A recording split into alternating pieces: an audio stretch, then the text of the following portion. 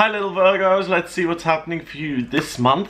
On the 1st of January 2019, Mars, the male principle of desire, drive, and action, moves into the sign that it rules, Aries, and it goes into your 8th house. The 8th house is the house of you in connection with other people. So educational institutions, corporations, companies, governments, bureaucracy, paperwork, and you've also got Uranus in Aries there, and you're transiting rising sign in Aries. So the big focus, the strongest elements here at the beginning of the month are fire and earth. The big focus is for you to make progress in those areas. So I want to be promoted to head teacher. I want to apply for citizenship in another country.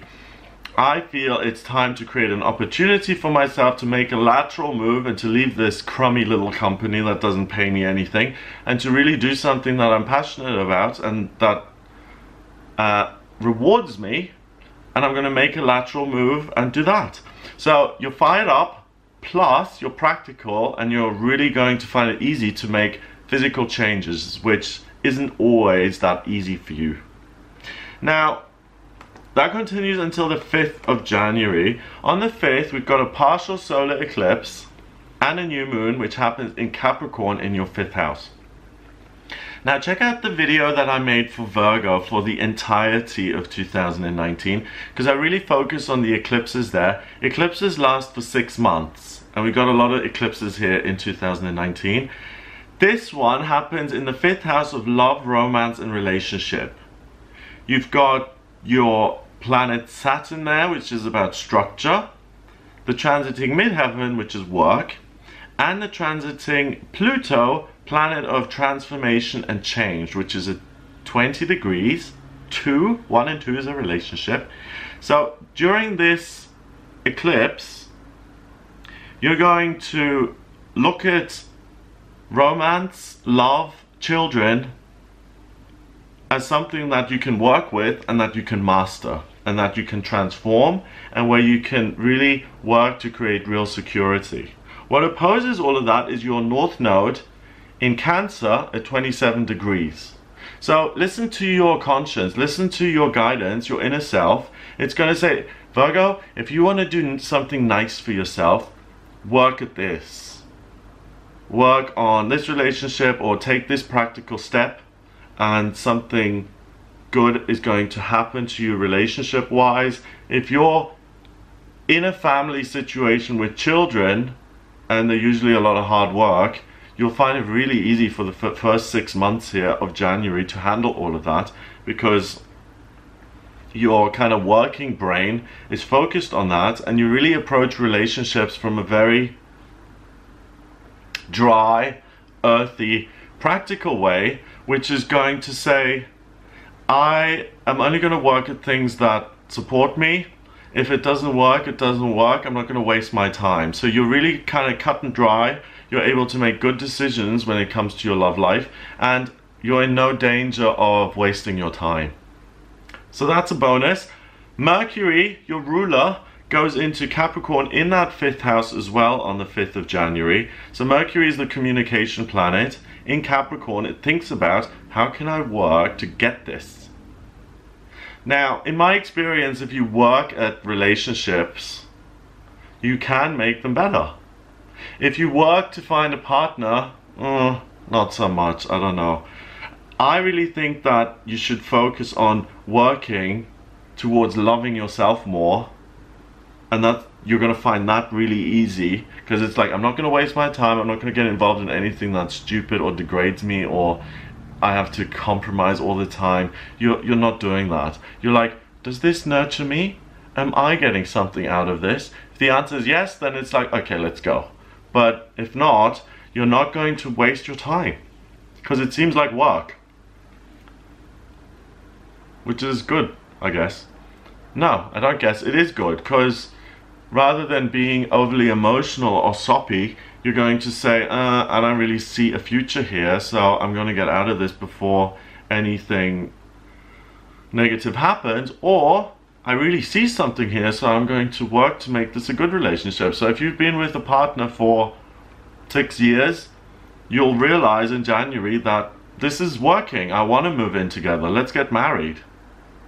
If you're in a marriage already with children, let's make the most of this and let's really have fun in this area of our life here in January and really spend time with the kids and with each other, and let's make that our priority. That's the key word I'm looking for. Love, romance and children are your priority starting here January.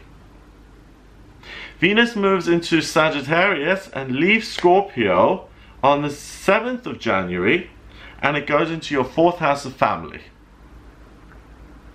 So Venus is the planet of love, beauty and creativity. It joins the transiting planet Jupiter, which is good luck and good fortune, also in your 4th house. So love and good luck and nurturing is all going to appear in your relationships with others, especially in your family relationships. And I really think the key is that you decide that you need to take care of yourself first. And because you do that, everything else falls into place. And you're like, okay, if I love myself, what step am I going to take?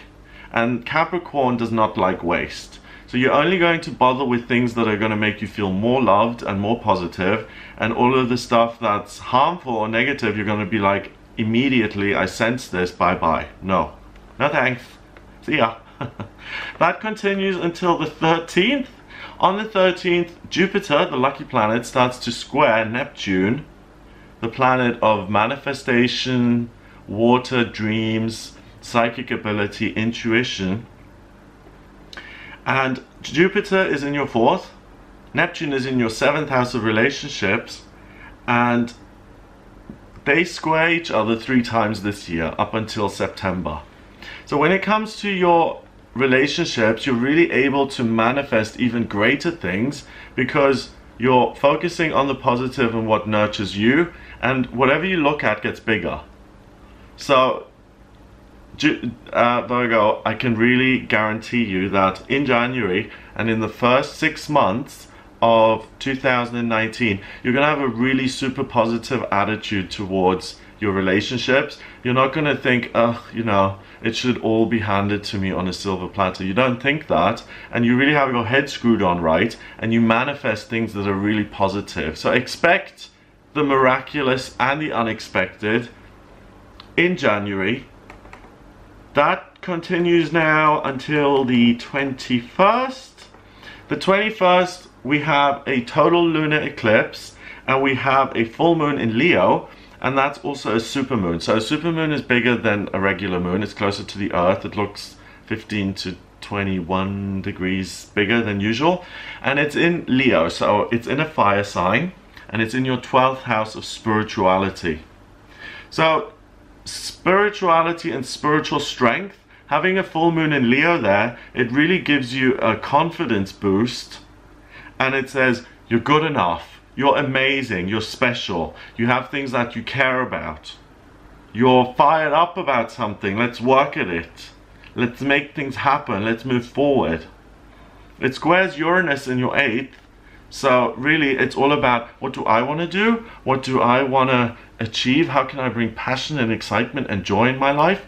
Some of you are going to decide to be actors and be in the spotlight and say, look at me, dance and perform. And there's also a lot of ability to become a leader and to be more assertive. Because it's an eclipse, it's interrupted, and that energy lasts for 6 months. So do, again, check out that yearly video for Virgo, because I look at all of the eclipses and what houses they're happening in. On the 22nd, Venus and Jupiter conjunct each other in your 4th house of family. Now this is a wonderful, beautiful blessing. Jupiter is luck and Venus is love.